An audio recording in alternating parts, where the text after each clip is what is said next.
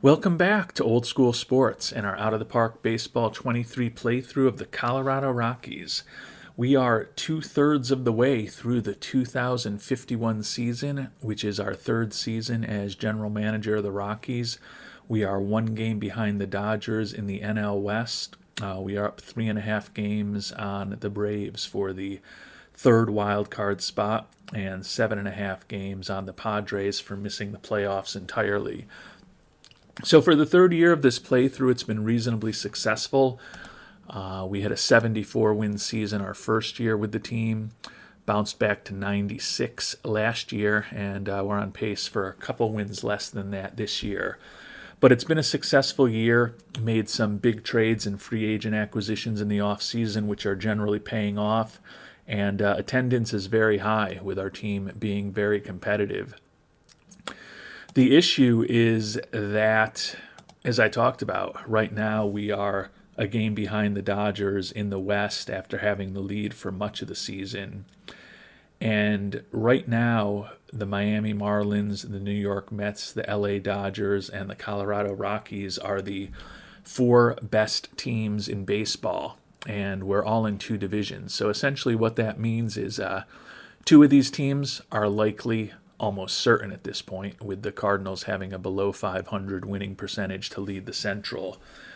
So 2 out of these 4 teams are likely to have the first round byes in the playoffs, and then most likely one of these teams will be hosting the other team in a wild card series.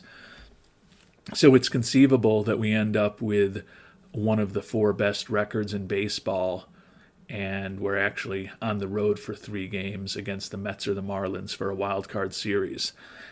And given that we have built our roster in a way that we think plays well in Colorado, we want to ensure we have as many home games as possible. You can see we've got a 660 winning percentage at home. We're barely over 500 on the road. So it's going to be critical for us to hopefully win the Western Division. As I mentioned, we're a game behind the Dodgers. We were 1-7 against the Dodgers in the month of July, which allowed them to turn a deficit in the standings into a lead over us. But there's still plenty of time to go. Take a look at the schedule for the upcoming month of August. Guessing we're not going to have a ton of games with the Dodgers since we've just played them, as I mentioned, 2 4-game series. We do have a 3-game series at home at the end of August against the Dodgers. And then going into September, that's going to be the last time we face them. A lot of games against the division rival Padres and Giants in the month of September. But the last crack we're going to get at the Dodgers is going to be at the end of this month. So the goal, I think, is pretty clear. Win the division and get a first-round bye. But we're a game out of being able to do that right now. And the injury situation is not great, but it should be better in the next few weeks. 2 starters, Dave Alvarado, our ace, and Vinny Gutierrez are going to be on the IL likely through mid-August. Our starting catcher, Victor Gonzalez, going to be out the entire month, most likely. And backup outfielder Yoshitaro Nakahara, who's got a good bat, is a player that we were very conservative with putting him on the IL because he's 37 years old and wrecked physically, but he should be more than ready to come back 8 days from now when his IL time is up. So no critical injuries right now. I think if the team remains relatively healthy the rest of the way, hopefully we can get past the Dodgers. And one of our new additions could be closing in on an MVP award. Robbie Carrillo just won the NL Batter of the Month for the month of July. Hit .430 with 9 home runs and 23 ribbies. On the year, he's hitting .346, 30 homers, and 81 runs driven in. And he's now dipped behind Rich Gilbo in the battle for the NL batting title, but it looks like it's most likely to be one of those 2 players. And you can see Carrillo is also third in homers, second in OPS and second in batter WAR. So has been a great addition to the lineup, and hope he can continue smacking the ball around here in the month of August.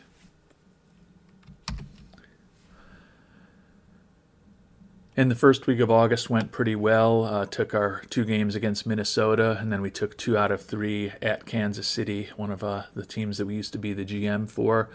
We've now got at Chicago and home against Washington this week, followed by home against Chicago and at Washington the week after that. So a lot of out-of-division games really for the next 2.5 weeks, primarily with the Cubs and the Nationals, followed by a 3-game set in Philadelphia. So see where those teams are in the standings at this point.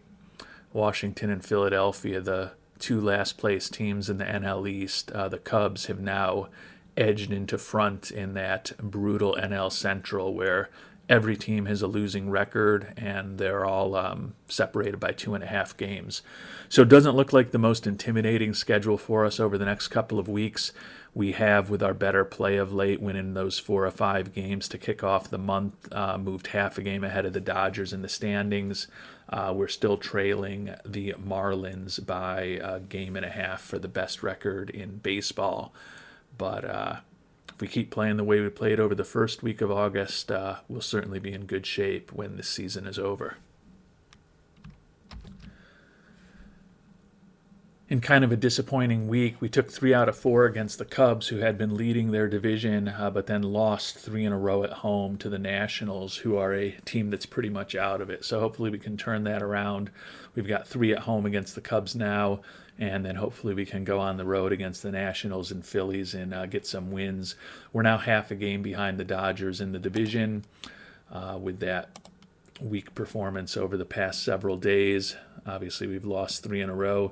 Padres with 7 wins in a row are closing in on us a bit. 5 games back behind us, 5.5 behind the Dodgers for a division. So, and the Giants are still lurking with a winning record. It's crazy. There's 4 teams in the NL West that would all be winning the NL Central, which is very mediocre this year, to say the least.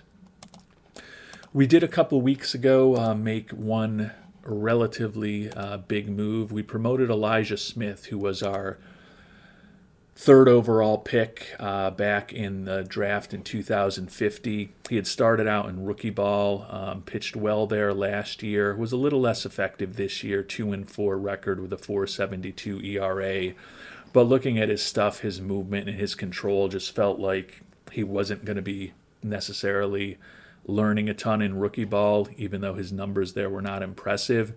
He's since moved up to A ball in his first 3 starts there. The 2-1 record, 18 innings pitched and 20 strikeouts are all good numbers. However, he has allowed 24 hits and has a 5.50 ERA. His BABIP is 4.51. I would have to think that hopefully that's a bit of an aberration and things will get a little more normalized, but just wanted to check in on the number 7 prospect in baseball, clearly the top prospect in our system. His on-field results haven't been extremely impressive. That said, he's barely 20 years old, and when you look at his ratings, he definitely seems like he is moving in the direction to hopefully be someone who can help our pitching staff in the next few seasons. And some more honors for the Rockies and our dazzling offense. Jamel Cohen was the NL Player of the Week. All he did was hit .565 for the week with a couple of homers, 7 ribbies, and scored 11 runs. On the year, the veteran is hitting .294 with 31 dingers and 75 runs driven in. Could be in his final weeks with the Rockies. We do have an $18 million option on him for next year. Don't think that's a horrible deal for a player who's as good as he is offensively, but he will be 33 years old, doesn't offer a ton defensively, is fragile in terms of his injury proneness, and we may have much more economical options on the roster to potentially take some of his playing time going forward or even in AAA. So going to have a big decision on him in a couple of months, but right now glad that he continues to perform very well. Team performed a little better this past week, took 2 out of 3 against Chicago, and we've taken 2 of the first 3 at Washington, which is positive. We've got the Phillies, one with Washington today, then finish up the road trip at the Phillies, and then we've got home games against the Padres and the Dodgers to finish off the month. And with the way that the standings stand, with us in a flat-footed tie with the Dodgers and 5.5 up on the Padres, those are some pretty important games that we do have coming up over the next week, week and a half. And unfortunately, it was kind of a rough week for the Rockies. We did finish the series with Washington taking 3 of 4, but then we were swept on the road at the Phillies. Did bounce back, taking 2 out of 3 against San Diego, but the Dodgers have been playing well, so we're a game and a half now. And we've got our last games against the Dodgers coming up with our next 3. Clearly, the goal is to win at least 2 out of those 3 at home. And if we're able to sweep the series, we'll be in first place at the end of the month of August. But right now they're up on us by a game and a half. And the Marlins at 83 and 52 are starting to put a little distance between both ourselves and the Dodgers for the best record in the National League and the best record in baseball.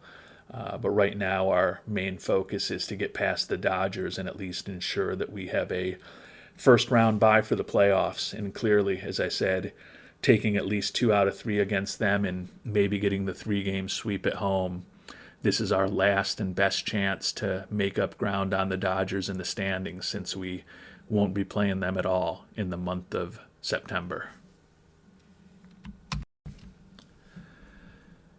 And we did finish out the month of August winning 2 out of 3 against the Dodgers. Won a couple of close games against them, and they got blown out in the middle game of the 3-game series, but we'll take it. We got the 2 out of 3, which was definitely the minimum that we needed. We are half a game behind the Dodgers now as we head into the month of September, and we've got September roster expansion today to think about. It's a crazy series now, and it's the Marlins and the Braves now in the battle for the NL East. It looks like, I thought it was the Mets, but I guess they've kind of dropped out recently, and we're only half a game up on the Braves. So right now we would be hosting a wild card series along with the Brewers, who finally have a winning record in the NL Central. But the goal is obviously to get the half game past the Dodgers and to avoid having to play in a wild card series at all. Clearly our preference, if we're in the wild card, is to be hosting a series, but if we want to be realistic about our chances of potentially winning a championship, having one of the 2 best records, a division title, and a first-round bye is a much more plausible path for the Rockies than having to go through a wild card and then be on the road for the NLDS. So that is certainly our goal here over the last few weeks of the season. Rookie of the Month, Bobby Perez. I believe this is the second time he's won the award. He's having a brilliant season. Hit 278 with 9 homers, 22 ribbies for the year. You can see 265, 37 homers, 103 ribbies. So he is doing everything we could have hoped offensively. When we take a look at the team stats, it was a pretty good month. 16 and 12 record in August. Still have, not shockingly, the best offense in the National League. 811 runs scored. 12th in runs allowed at 654, but we're still, plus 157 runs, if I'm doing my math quickly on the fly. So over the course of a 162-game season, and we haven't even played that many yet, definitely very solid. Still pretty dominant at home, 43 and 24, and a little above 500 on the road. So the goal is certainly going to be to hopefully get past the Dodgers and claim the division. And I missed this. You probably saw this in where you're yelling at me a few minutes ago when I said we weren't going to play the Dodgers again. We do have 3 games left at Los Angeles. But before we get to that, we've got 3 at San Diego, 3 at San Francisco, and then 3 at the Dodgers over the first 10 days of the month. So 9-game road trip against the 3 teams that are, along with us, still in competition for playoff spots in the NL West. I think the Diamondbacks, who we'll be facing at home in our last 6 games of the season, are the only ones that you can say are truly out of it. Yeah, they're 25.5 back, but both the Giants and the Padres are lurking a couple behind the wild card. So got some tough matchups over the coming weeks. And it's all the teams that are chasing us in the division primarily, except for that 3-game set home against our former team, Pittsburgh. And then, as I mentioned, those 6 games at home against Arizona to finish up the season. That could work in our favor because presumably Padres, Dodgers, and Giants, at least 2 of those teams presumably are playing each other down the stretch. So if we can bury Arizona when they have nothing to play for in that final week of the season, while some of the teams that we could be in a battle with are beating each other up, that may be a decent scenario for us. But first things first, I think the goal is to come out of this 9-game road trip with a winning record would be big. So, and I'd also like to take the series against the Dodgers, even though it's on the road. So essentially, I guess I'm looking to split those first 6 games between San Diego and San Francisco, and then take 2 out of 3 with the Dodgers. If we can achieve that, I think I'd sign up for that right now with 9 games on the road. And the month of September got off to a good start with a sweep on the road at San Diego. So now we've got at the Giants a day off, and then at the Dodgers as we continue this big final road trip of the year against all 3 of our California-based divisional rivals. Clearly, at this point, the goal would be it was to be 5-4. Clearly, taking the first 3 games of the series, the goal is to probably be 6-3. If we go 1-2 against the Giants and then 2-1 against the Dodgers, I think that's still a pretty successful road trip for us. Right now, we are up 1.5 games on them by virtue of 4 straight wins, and they've lost 2 in a row. So if we're able to, perhaps take both of these series against the Giants and the Dodgers, we can potentially start opening up a small amount of breathing room as far as the division. But got a lot of work to do on the field before that will potentially happen. And we did end up taking 2 out of 3 against the Giants. So we've got an off day tomorrow and then 3 on the road at the Dodgers. Taking a look at the standings, we're up 2.5 right now. So if we can take 2 out of 3 against the Dodgers, we're going to be feeling pretty decent about our chances. Also, with the good play that we've had, we're making up a little ground on the Marlins for the best record in baseball. But quite honestly, if we come out of this last couple weeks of the season with the second best record in baseball and an NL West division title, I think we would take that at this point, given that it's still quite a battle with the Dodgers, at least for the division, and the Giants and the Padres are still lurking in the wild card race. But with us taking series against both of those teams over the past week, they have slipped back a bit. Well, we did end up with a 6-3 record on the road trip, so we were originally hoping for 5-4, so we can't complain from that perspective. But unfortunately, we did lose 2 out of 3 at Los Angeles, so the lead is down to 1.5 games, and we're done playing them for the course of the season. So we put our best foot forward with them. We've got a 5-game series at home against San Francisco right now, followed by 3 games at home against our former team, Pittsburgh. So 8 games over the course of this coming week that will likely go a significant way in terms of determining whether we're going to get that NL West title that we think is going to be pivotal to our chances in the postseason. All in all, it was a good week for the Rockies. We lost the first game against San Francisco, but then took 4 in a row at home. We did lose the first 2 games of the series to the Pirates before winning. So ultimately, it was a 5-3 homestand. Now we've got 3 on the road against San Diego. and then 6 at home to finish off the season against Arizona. We have clinched a playoff spot at this point, which is good. And you can see we are 3 wide of the Dodgers. We were 5-3. They were likely 4-4 over their last 8, I would guess. Although I guess we were up a game and a half, so they were probably 3-4, if I'm doing the math quickly and correctly in my head. But we're 3 games wide on them right now. San Diego is hanging on to the playoff race, just barely 4.5 back for the wild card at this point, so certainly would expect them to be putting everything they've got out onto the field against us. At 90-63, we're 1 game behind the Marlins for the best record in the National League and the best record in baseball. Looking at some of the individual honors, Robbie Carrillo is now 18 points behind Rich Gilbo in the NL batting race, so probably going to end up finishing second there. Elijah Moore probably will finish second in home runs, and Carrillo and Elijah Moore both could finish in the top 3 in ribbies. Batter WAR, Carrillo is still second in the league, second in OPS. And Javi Toledo tied for the league lead in wins, 18-8 record in his first year with us for the big free agent signing. The 5.22 ERA is certainly not impressive, but the 18-8 record indicates that giving up a lot of runs in Colorado isn't always going to mean that you're losing a ton of games.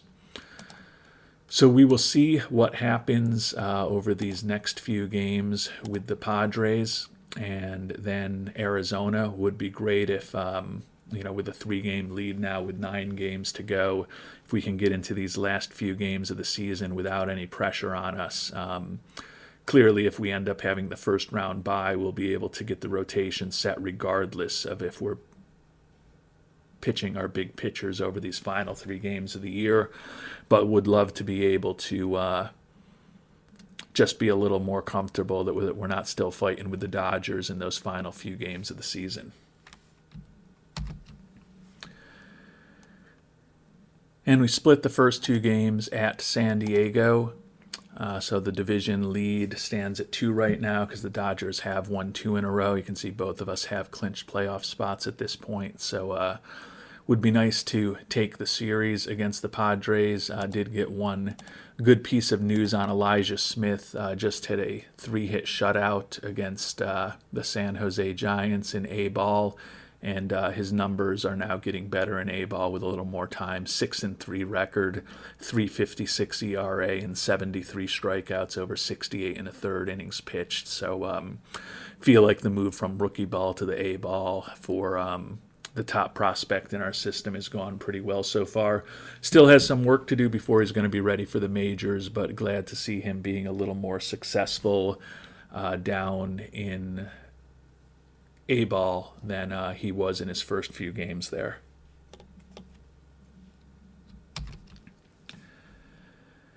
And we did win the 3rd game in San Diego to take 2 out of 3 there. The Dodgers obviously swept their series. So we are 2 up on the Dodgers with 6 to go.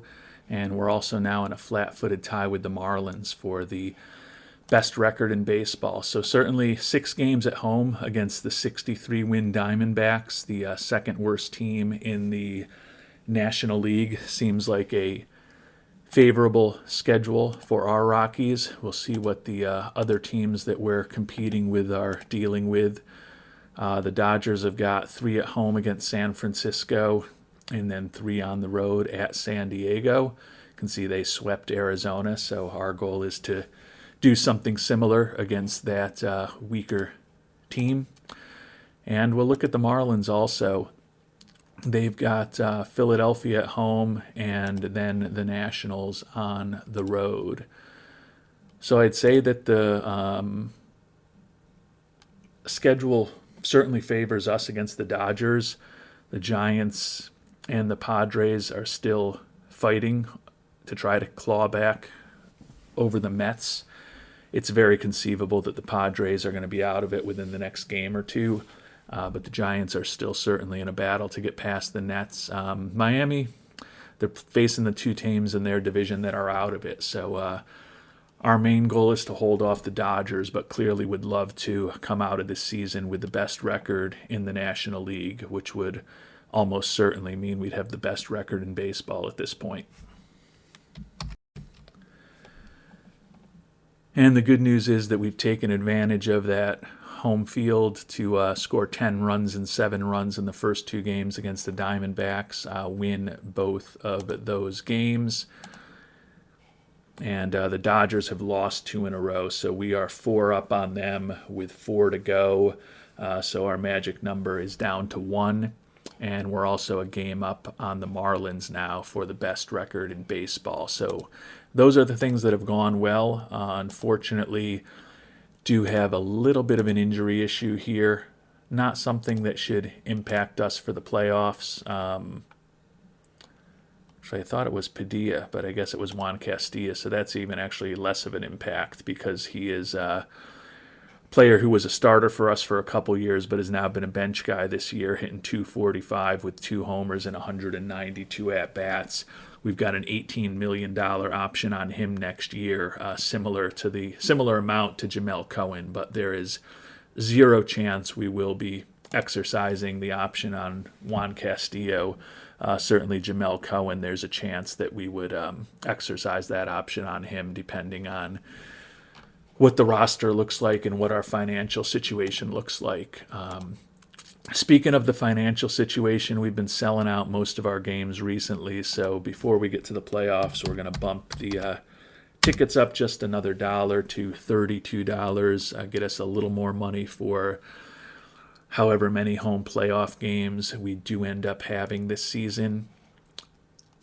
And hopefully, the magic number's down to 1. Certainly no excuse to not win the division at this point. And then our attention turns to what the Marlins are doing, and probably not scoreboard watching because they're playing out on the East Coast with those games against the Phillies and the Nationals. So we're going to kind of know what they have done more often than not by the time our games are started. So hopefully we can hold them off and end up with the best record, which I think is going to be our best bet to make a long run in these playoffs. And we did get the win 15-3, so we've been battering the Diamondbacks, and that does clinch the NL West for us. Still only up 1 game on the Marlins for the best record in baseball, as they've now won 2 in a row while we've won 5 in a row. But some potentially devastating news for the actual playoff chances for us, unfortunately. And I don't know why. This is the world news right here, it looks like. But anyways, I can show you the news that has me a bit concerned at this point, and it has to deal with our ace, Dave Alvarado, who's got a sore elbow. So he's going to be day-to-day, and it's going to have a moderate impact on his throwing for the next 3 to 4 weeks. He only pitched 17 games today in that victory before the elbow flared up. The fact that he's day-to-day gives me some hope. Obviously, we are going to bench him for the rest of the season, but definitely not the way that we wanted this season to end. We're playing some great baseball right now with 5 wins in a row. We just clinched the division, so we're going to have a first-round bye. Would have been in a perfect situation to get the rotation set up pretty much the way we want, although we've got to still kind of keep putting guys out there to potentially win the battle with Miami for the best record in the National League. But certainly the fact that we could be without our ace for the playoffs is not the situation we wanted to be in, but it may be what we have to deal with, and likely will be, because it's hard to imagine that a pitcher with a sore elbow that has a moderate impact on his throwing is going to be one of our best options when we do get to the playoffs. And we've split the next 2 games with the Diamondbacks. We're still battling with Miami for the best record in baseball. But this is an incredible accomplishment by Elijah Moore, one of the guys who we brought onto the team this past season. 9-game home run streak. And speaking off the cuff on this, but I believe that is the all-time Major League record. If I remember correctly, it was Dale Long was the first to do it, I think back in the 50s. My childhood idol, Donnie Baseball, Don Mattingly, did it in the 80s, I believe in 1987. And then 8 games in a row, Junior Griffey also did at one point during his career. But I believe those are the only 3 players in history with a 8-game home run streak. And Elijah Moore has just done it 9 in a row, which is pretty incredible to be the first player in baseball history, I believe, with 9 consecutive home runs in 9 consecutive games. So 1 game to go, home against Arizona. Taking a look at the standings, we are in a flat-footed tie with the Marlins for the best record in baseball. So we've got to try to win this one, even with that great stretch of home runs. Elijah Moore's still going to finish behind Raul Sanchez and be second in the league. But both he and Carrillo, it felt like we had a lot of offense coming into this season. But you look at the fact that Carrillo and Moore are by far our 2 best offensive players. Think that the trades that both brought both of them on board were huge for us. And then the free agent acquisition of Javi Toledo, who's going to lead the National League in 20 wins. And he's got his ERA below 5 now, so a little bit of progress there for Javi Toledo. Definitely feel like, on balance, the moves we made last offseason have really paid off, and now we've got 1 game left to see if we can get to 97 wins, which would be 1 more than we had last season at 96 and 66, so that would represent progress. And winning this final game against Arizona will also give us at least a chance to pass the Marlins for the best record in baseball. And we did get the 5-4 win against Arizona. Have not checked yet to see what the Marlins did. Let's take a look together. And they lost. So it all ended up working out in the end. 97 wins, 1 more than the previous season. So the Rockies did make progress. Finished 8-2 in our last 10. Most importantly, have the best record in baseball. So as long as we are alive in the playoffs, we will have the home field advantage. We get the first round bye, which I believe is really important. Taking a look at the injury situation, just 1 guy on the team is banged up right now. Unfortunately, it's the starting pitcher that we're paying $27 million to, who despite the fact he's only 24 and 23 since we signed him as a free agent 2 years ago, has been our number 1 starter. And with that ground baller pitcher type, the extreme ground ball tendencies, velocity in the mid to high 90s, and great movement on his pitches, is as ideal a pitcher for Colorado as I think you're ever going to find. So we've got some time to rest now. I think it's very unlikely he's going to be around for the NLDS. I think if we are fortunate enough to get to an NLCS, that's also extremely unlikely he's going to be back. Maybe there's a chance he's healthy for a World Series. Maybe there's a chance that we take the risk of starting a guy who's got an injury that has a moderate impact on his throwing. I don't think that's something that makes sense or something that we would do. So it's a bit of a bummer to not be completely healthy heading into the playoffs, but it is what it is, as they say. And it also is what it is that the Colorado Rockies at 97 and 65 have the best record in baseball in our 3rd season of this playthrough.